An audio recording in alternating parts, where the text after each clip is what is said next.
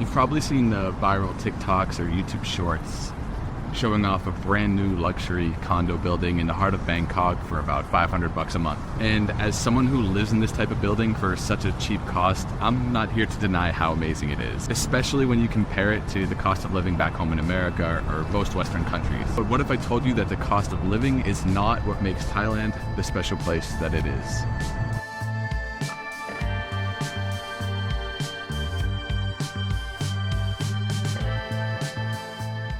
Starting with this talking point on purpose because I think that most Westerners, whether they've ever thought about moving to Southeast Asia or not, assume that most people move here exclusively for the cost of living. And as I said, that's just not the truth. And don't get me wrong, the cost of living is undeniably a great benefit of living here. For example, if you spend $3,000 per month on living expenses in the US, come to Thailand and spend $3,000 here per month, you're absolutely going to live a more luxurious lifestyle for the same price. But from my opinion, and after living here for over 6 months already, that's just not what makes Thailand the special place that it is.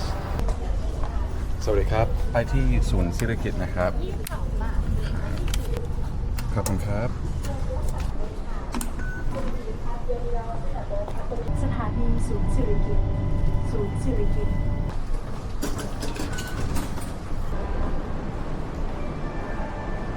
สวัสดีครับร้านกาแฟนี้อยู่ที่ไหนครับร้านกาแฟประชามาลาครับผมเลี้ยวขวาครับ Okay ประมาณ100 เมตร 100 meters Okay ทูเดน Okay ขอบคุณมากครับ Okay, this is a prime example of like why I'm always so wowed by Thailand because I've never been here before. I've been around here, I've been to parks around here. The architecture is insane.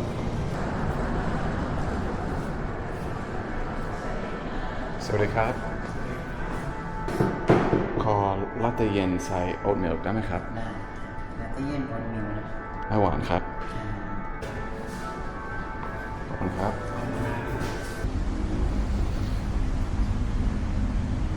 So Bangkok notoriously has a really bad traffic problem.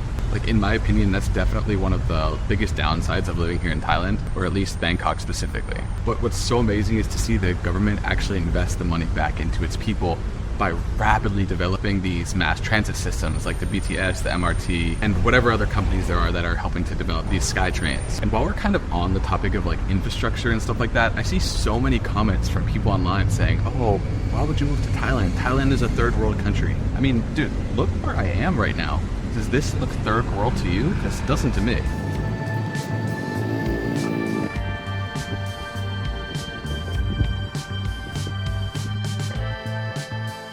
I haven't talked too much about my background before on this channel, but when I moved to Thailand in April of this year, I came here with the intention of studying the Thai language, and in doing so, staying here on an education visa. And that's exactly what I did. It took about 90 days to get going into classes because of class registration, paperwork, visa conversion, etc., etc. And so I eventually started taking Thai classes toward the tail end of June this year, which is just a little over 3 months ago. I bring this up because I feel like the Thai language is such a great representation of Thai people and Thai culture itself. For example, at the end of sentences, you have polite particles like ka and krap, which don't really mean anything other than add a level of respect and politeness to the conversation. And you also have vastly varying levels of speech from very informal to very formal, depending on how important that word is to the culture. For example, I'm sure most of you guys know how important food is in Thai culture. Well, there are 6 different verbs in the Thai language to represent the verb to eat. And again, the whole point of bringing this up is just to show the tiers and levels of respect that there are within the Thai culture, and mostly just to point out things like ka and krap. I just think it's a perfect representation of Thai people and how respectful and open they are toward other people. And for me, this is kind of the perfect segue to the story as to the moment that I knew I wanted to live here. So just before traveling to Thailand for the first time last summer, this was June of 2023, I made a trip to New York City. I had been to New York City many times in the past, but this was my first time in New York City that I had actually used the subway. And on my very first New York City subway trip, I walked onto the train cart, and on the back of the train, there was 6 people in a full-on brawling fist fight screaming slurs at each other, and just making an absolute mess. And what's crazy to me is that the regular people around me just completely disregarded the situation as if nothing was happening, because this was such a normal thing to happen on the New York City subway. Fast forward a few weeks later, and I'm in Bangkok for the very first time with my best friend. Me and my friend get off the airplane and we decide to get to our Airbnb by taking the subway here in Thailand. Now, I don't know if you guys have ever used the public transit here in Thailand or even been here at all, but there's a specific train line that connects all the way out to Suvarnabhumi Airport, which is on the east side of the city, and will bring you directly into the downtown area. So that first airport connecting train is usually not too busy, so it was pretty smooth sailing there when me and my best friend Joe arrived to Bangkok. But what was crazy was when we transferred from the airport rail link to the underground MRT subway. One thing I forgot to mention is we got here during prime time. It was 6 p.m. Everybody's getting home from work. So when we transfer to the MRT subway, you know, we have all of our luggage, we're a mess, we're sweating because it's super hot here. And when we get into the subway, it is absolutely packed to the brim. Imagine two sweaty foreigners getting onto the train for the first time, not speaking a lick of the Thai language, and also just trying to figure out our way around because we really had no idea how to use the system at all. So we get on the train, and as I said, it's packed to the brim. You have no breathing room at all. But despite all of this, every single person on this train is so respectful of everyone else's boundaries. And it's basically the exact opposite experience that I had when I was on the New York City subway just a few weeks prior. People are respectful of one another's personal space. Nobody's eating or drinking on the train, and the train is also spotless. It's such a clean environment. And so that was my first wake-up call. And so you can imagine this as my very first experience being in a foreign country in Asia and just having an aha moment. I sat there to myself on the train just thinking like, wow, like this is how it's supposed to be. This is how people are supposed to act, and this is how people are supposed to respect one another when they're in a public environment.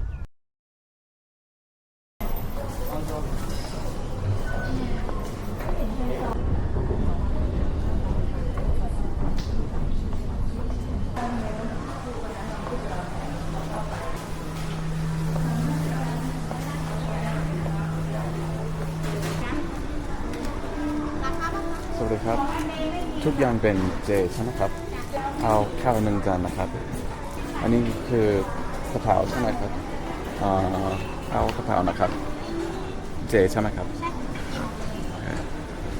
เอาผักด้วยนะครับเท่าไหร่ครับ60 ขอบคุณครับ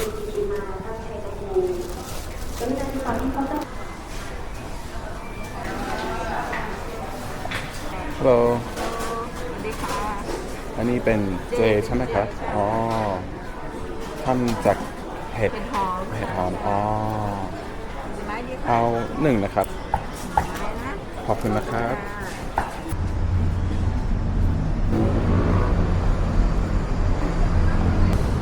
I mean, it's really just incredible. We walk out of the underground subway station to the basement floor of a shopping mall where there's a food market, a clothes market, and then on the upper floors, there's an 8th-floor shopping mall.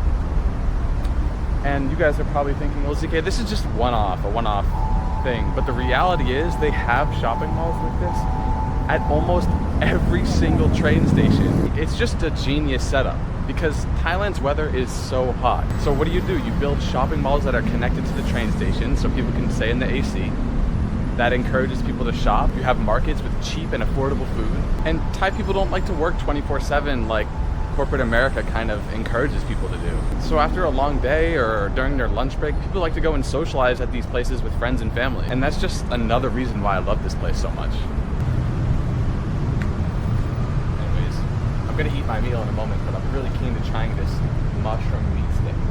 She said it's made from head hall, which is shiitake mushrooms. This is not typically found at these types of markets, but because it's the vegetarian festival right now, it's pretty awesome that it's available. It's dipped in this sweet and spicy sauce. Woo! That is amazing.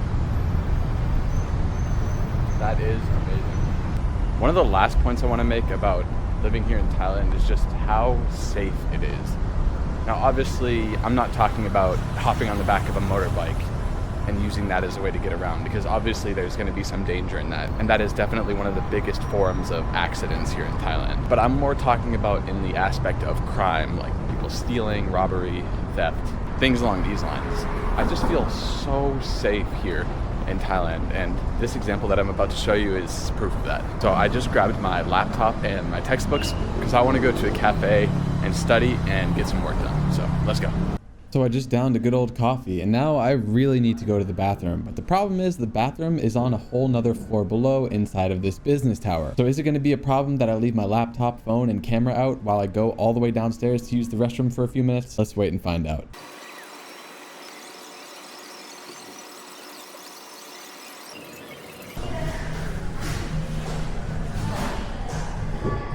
All good. And it's weird because sometimes I hear people say, you know, keep your eye out for pickpocketers and stuff like that here in Bangkok, but I've never even had to think about that or be on edge about that at all. Now, I'm not saying it doesn't happen, but I feel like in most of the places it happens are the places that are kind of overridden by tourists, such as Khao San Road or something like that.